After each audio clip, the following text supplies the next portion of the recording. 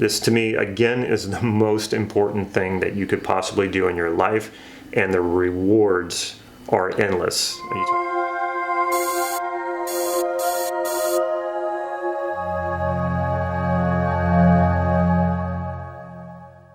Hey, this is Damon Cart from Life Mastery Gym, bringing you cutting-edge tools, processes, mindsets, and techniques to help you master your life. So if that sounds good, please click subscribe to this YouTube channel so you can get these videos on a regular basis. When you think about change and transformation, what do you think about? Unfortunately, a lot of people think about transformation as maybe sitting down, meditating, and suddenly you go through this enlightenment experience. I've had some of those, and I've explored transformation in that way. And then for some people, transformation is more about the physical. How do you change your body? How do you make your body stronger or lose weight? And then change in general is pretty vague. And there's so many different ways that you can change. And a lot of people tend to focus on little changes, the little changes they want to make in their life. But what would it be like to completely sort of overhaul your entire life? Make some big changes, make a full transformation, and not just any transformation, but really transform into the person who you want to be. Transform your life into the life that you want it to be. So I'm going to go more into this later in the video. Right now, though, I want to use a metaphor to sort of get a better idea of what it is that I'm talking about, because transformation is not just kind of sitting there and then suddenly going through a change. Though that happens, sometimes we have those insights or we have those aha moments. But mainly where transformation comes from is usually in the pursuit of something. And that's why we love movies. That's why we love stories and novels. It's because there's a hero, and that hero has something that happens in his or her life that sort of pulls them out of their comfort zone. It pulls them out of the life that they've known. And they have to make a choice. Do I go with this and go after what it is that I want, or do I try to go back to the life that I had, or do I just resist it and reject everything? Inevitably, the hero will take the call to action and make a choice that sets that hero in a particular direction. And then you have the obstacles, and then you have the climax, and then there's some sort of new resolution that happens. But in that process is a transformation, and we're naturally very drawn to that story. We're naturally drawn to transformation. So if we take that journey, if we take transformation, the approach to it, that it's a journey. If we think about what would it take to go from New York City to Los Angeles, so completely different ends of the United States. Which strategy would you use? If you in particular were to do that, what strategy would you use? Because there are a few strategies to go about doing this. One of them would be, I start in New York City and I just sort of find my way to Los Angeles. I'm just going to start walking, or I'm going to start driving, and I'm just going to figure it out as I go. Now, you might be thinking, that sounds like fun, but it's not very efficient. It's not a great strategy. It's not a very focused strategy, and you could probably take years with that approach, just trying to feel your way there. Now, another approach would be to ask people to tell you how to get there. And you're going to encounter probably many different types of people with varying levels of knowledge of how to get from New York City to Los Angeles. Some people might know it pretty well and be able to say, okay, just walk in this direction, you take this turn, you take that turn. But in general, most people are not going to know exactly how to get there. They can maybe point you in the right direction and say, okay, you need to go west. That's a more effective strategy, more efficient strategy than just trying to find it yourself. But it's certainly not the most effective, and there are better ways to do it. Now, the next thing you might be thinking is, well, I would prefer to use a map, and that's a much, much more effective way to go about finding your way from New York to Los Angeles. But maps are, at this point, sort of antiquated, aren't they?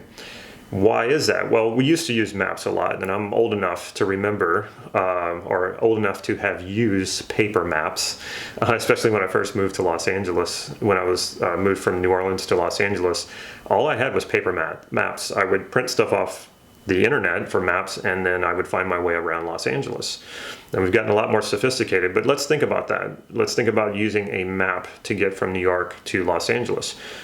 Much more effective than the other two strategies. However, roads change, road work can happen, and in which case there might be detours. So even with a map, there could be problems along the way. Things could have changed since the map was printed. So there you have somewhat of a problem, but definitely more effective than the other two strategies. Now, what would it be like to then have a compass, which actually I have a compass on my bracelet here.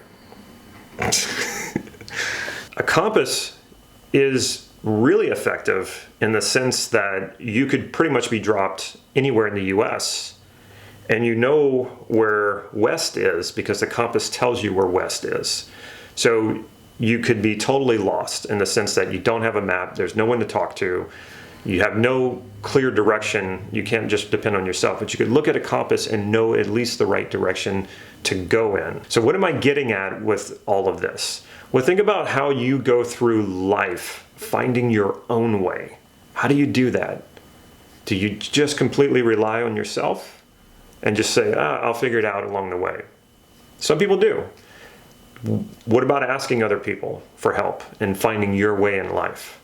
This is probably what most of us do. And why is that? Well, because from the time that we were a kid, we're pretty much told what we're going to do. We're told we're going to go to school, we're going to do this, we're going to do that. We get trained in depending on others to tell us what to do. So when we become adults, it becomes very hard to make a transition to becoming our own person.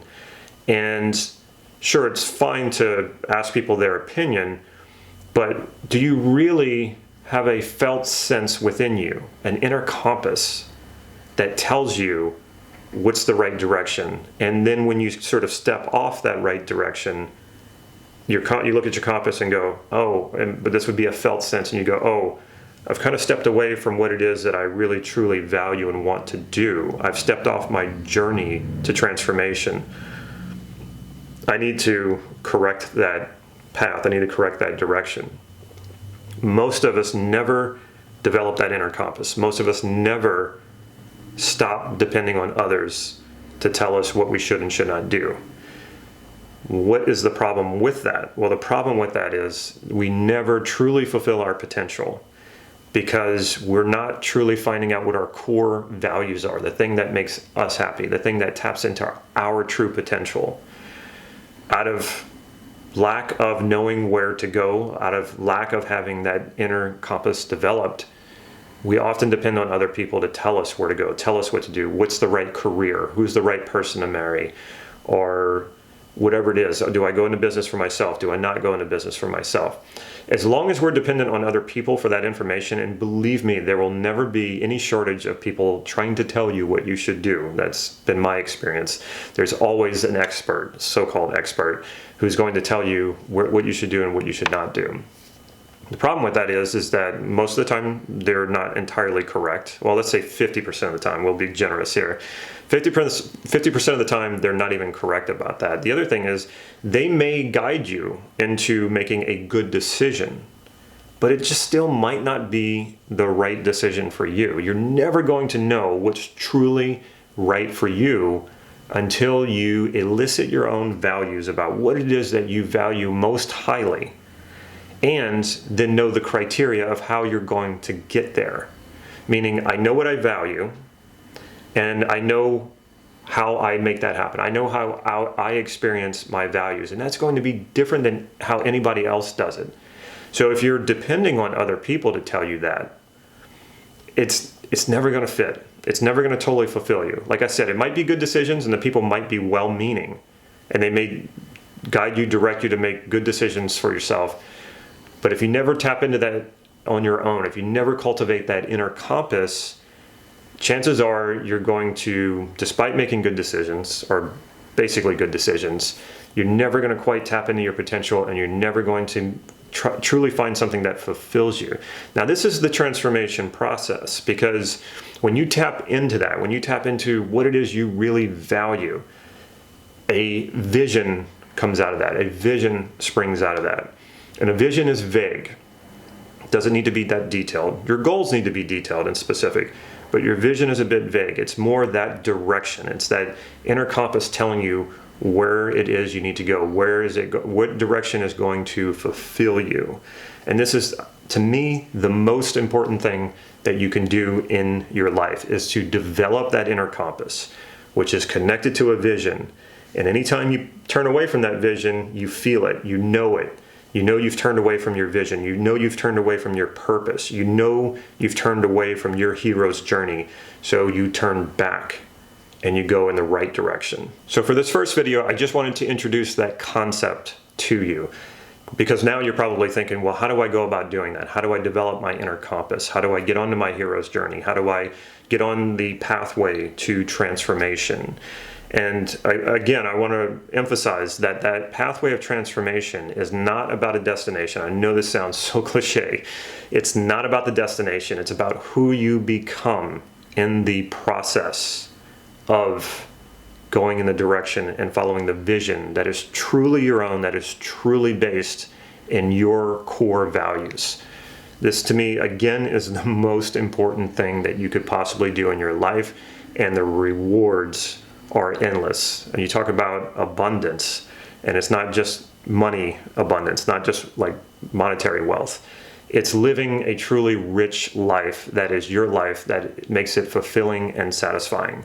So in the next two videos, I'm going to go into more about how to actually put this into effect. How do you apply what I'm talking about, not just as a concept, but as a real practice in your life. So remember, there are more videos coming in this series, so remember to click subscribe and hit that bell so you'll be notified when the other videos come out.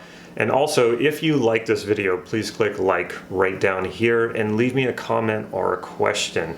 Tell me about what your experience has been with change and transformation. In the meantime, between now and the time that the next video comes out, if you would like to check out more of what it is that I do and what it is that I offer as far as value to you, check out my website, lifemasterygym.com. Over there on my website are some free tools, some free training, mainly NLP stuff, and some hypnotic inductions. So please take advantage of that and sign up for some of those free trainings. It'll give you a lot more understanding of everything else that I'm explaining here.